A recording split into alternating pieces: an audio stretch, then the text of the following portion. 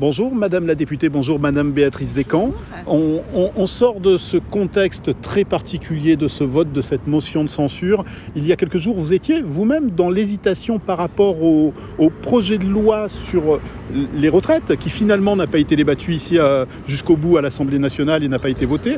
Aujourd'hui, vous avez finalement voté pour la motion de censure. Quel a été le cheminement qui vous a conduit à ce vote, Madame la députée ? Écoutez, si je reprends le texte sur la réforme des retraites, moi je pense qu'il y a eu un manque de travail en amont et c'est ce qui m'a fait hésiter pendant longtemps parce que le texte manque de finition, vais-je dire, et sur certains points, par exemple le travail des femmes, etc. Enfin, on n'est pas là peut-être pour en reparler, mais je tenais à le dire. Tous ces différents points ont fait qu'effectivement, j'ai beaucoup hésité quant à mon vote, et en tout cas, j'avais annoncé que ce ne serait pas un vote pour, et que j'attendais le résultat de la CMP.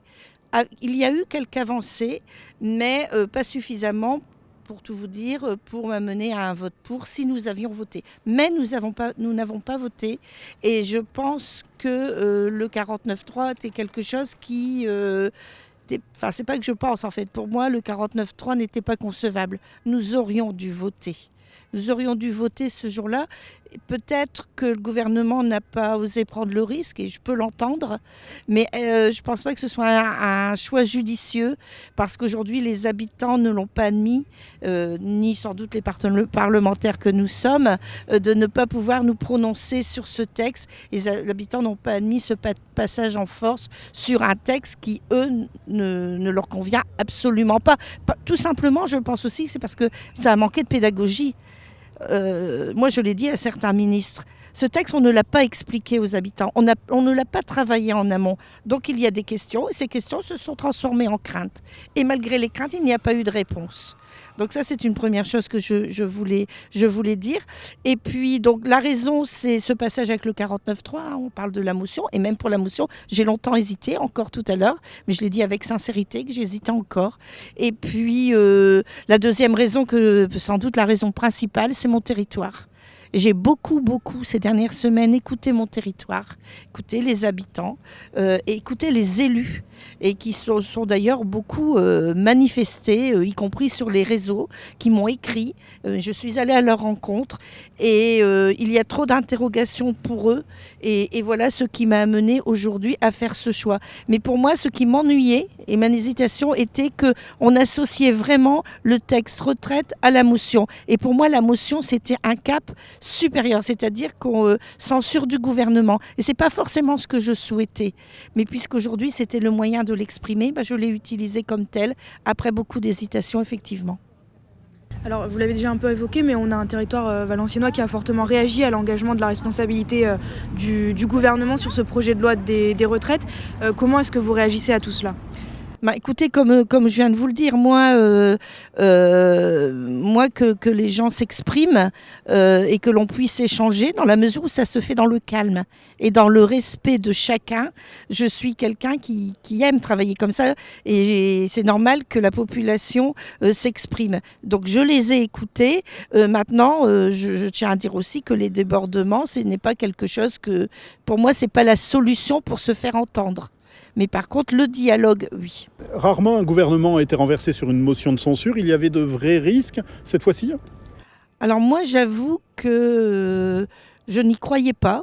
Ça a déjà d'ailleurs été repris dans la presse parce que sincèrement, je n'y croyais pas. On voit quand même qu'il y a eu très peu de voix. D'ailleurs, c'est 9 voix, me semble-t-il.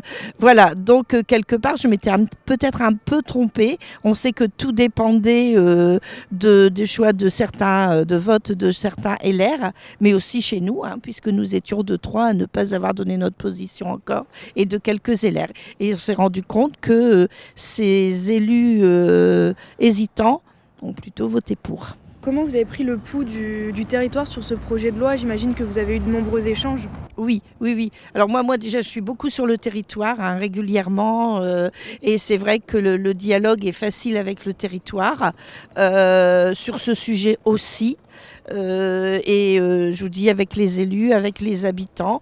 Et voilà, le pouls se prend comme ça. Le pouls se prend comme ça. On évite la dissolution cette fois-ci. Est-ce que vous pensez que cette législature ira à son terme selon vous? Est-ce que vous pensez qu'on peut avoir une dissolution du Parlement, de l'Assemblée qui peut arriver un jour, hein, du coup? Alors je ne sais pas. Oui. Moi je vais vous dire que je ne le souhaite pas. Mais quand je dis ça, c'est pas pour moi. Moi, je pense que ce qu'il faudrait, c'est qu'aujourd'hui, ce que nous avons vécu aujourd'hui et les jours précédents, permettent à chacun de réagir. Et quand je dis chacun, je parle côté gouvernement, je parle côté parlementaire. Aujourd'hui, il faut que le Parlement se rende compte qu'il doit travailler avec nous. Et que s'il avait travaillé, par exemple, sur ce texte, mais sur d'autres textes aussi en amont, on n'aurait pas vécu ce que l'on vit là. Moi, ça, j'en suis persuadée. Et il faut aussi que certains parlementaires sachent qu'on est là pour travailler. Parce que la France, c'est ça qu'elle attend. La France, elle a besoin de sérénité, mais elle a aussi...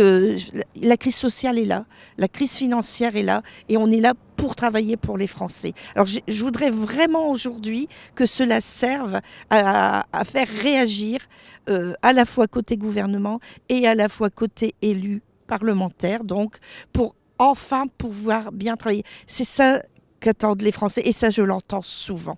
Et que l'on puisse apaiser cette situation. Absolument. Merci Madame la députée, merci Madame Béatrice Descamps.